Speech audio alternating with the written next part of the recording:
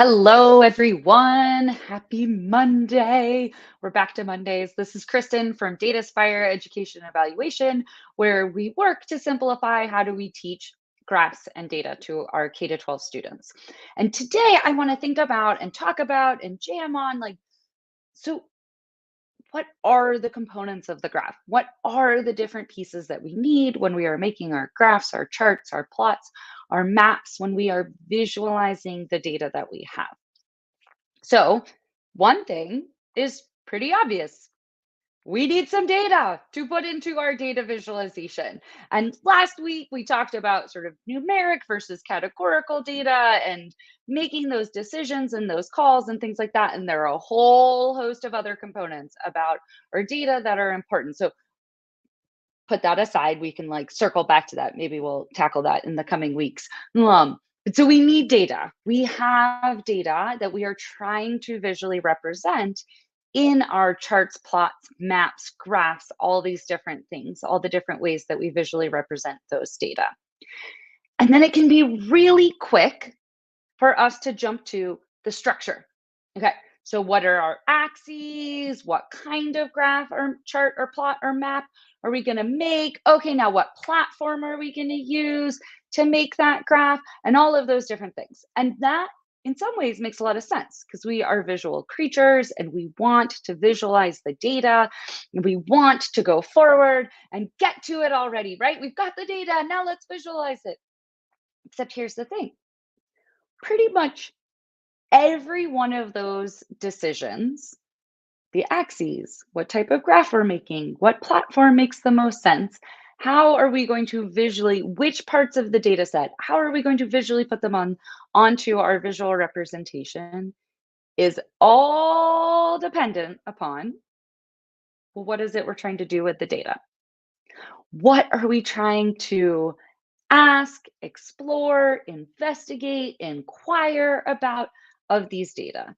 Because data are a tool that we use in our pathway of exploration, that we use in our pathway of being inquisitive and investigating and things like that. So very often we go data and then we go structure. And I want to be like, we need to think about our question. What is our question? What is it we're trying to look at, identify, notice, observe? Why are we using these data? And there are three common questions that we often ask in the K-12 space when we're using data. We ask comparison questions, we ask composition questions, and we ask distribution questions.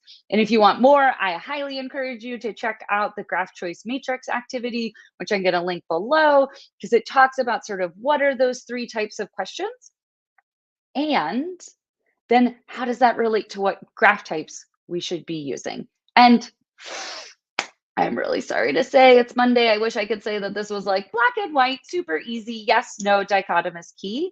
And in reality, making graphs requires choice, requires decision making. And so knowing our question gives us options that are better suited for those kinds of questions in terms of the kind of graph that we're going to use, in terms of, and then that influences what axes we're going to need and how we set up those axes.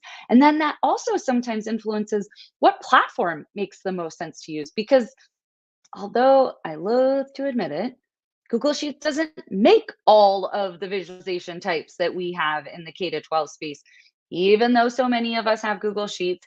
And, the small thing like it's a spreadsheet program that we've round peg squared hold into a graphing program. More on that to come.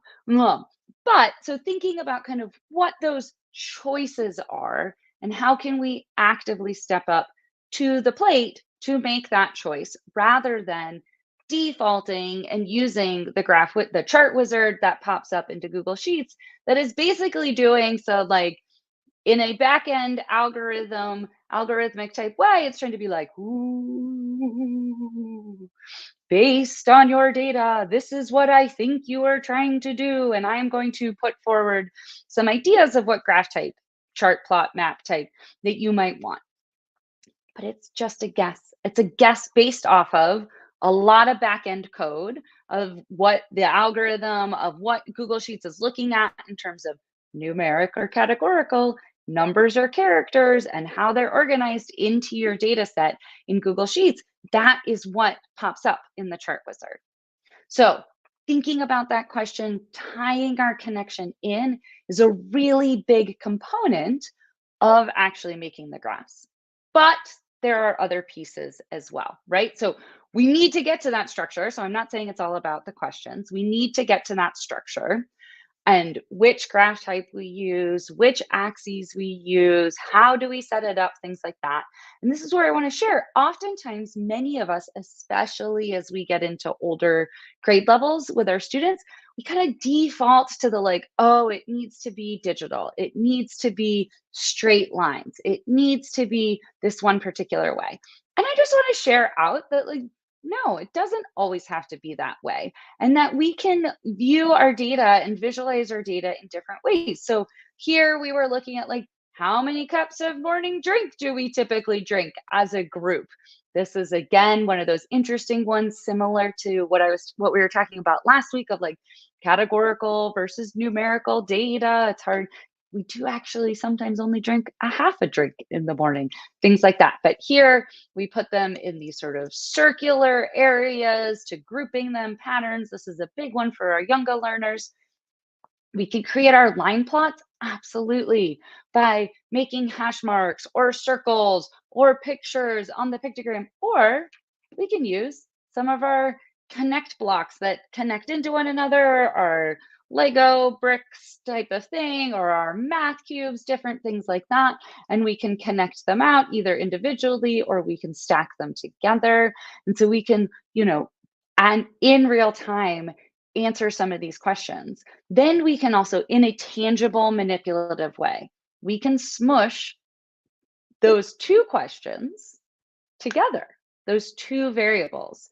The variable of how many drinks do we typically drink in a morning and how many years have we been in education? And we can put those together and see, is there a relationship between the years in education and the amount of morning drinks that we each consume? And these are beads that we've put out. And then we were playing around with this, like, it's that sort of plasticky, flat on one edge, string that you can use to put pearl beads on. We were playing with it and we were talking about kind of, well, where would a general line of fit, not the calculated line of best fit, but just like a general, where would we put the line if we were to look at what was this pattern overall between years in education and morning drinks? Also, I just want to give a major shout out to like Sticky Notes Unite. As our students are collecting their own data, having them write down their data on that sticky note, and then in real time creating the histogram. So they've got their individual values as they're collecting the data, but then they pull it together in preset bins. And now you've got a histogram of your class data set to be able to look at across that variable. And then I really encourage you to think about this three-dimensional space. And so here we were rating our favorite drinks, and we had this color scheme where red was the most and purple was the least. We connected them all together. It's kind of hard to see there, but when we turn on its side and look at it, now we have a stacked area chart, or excuse me, a stretched bar chart of the ranking of our favorite beverages and things like that. So I just wanted to share a couple of those out as a like how we visualize, how we think about the structure.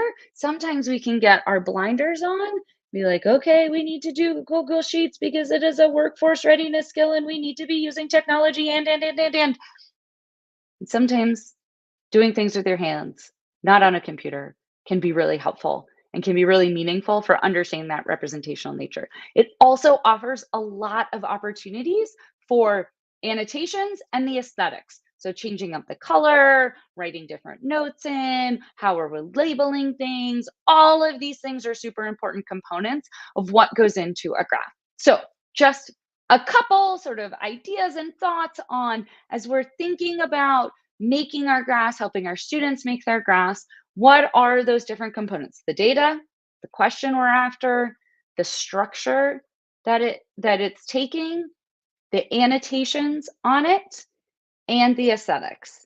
So they're 5 main components that we want to be thinking about. So it's not just our axes, labels, and our titles, but all of those things combined together into making our data visualizations. If you haven't yet, I encourage you to check out the Graph Choice Matrix activity resource. I'll put it in the link below. Love to hear your comments. Love to hear what you're thinking about in terms of what other components of data visualizations or graphs are you thinking about, and how do you help your students make sense of them? Until next Monday, I hope you have a wonderful week, and we'll be in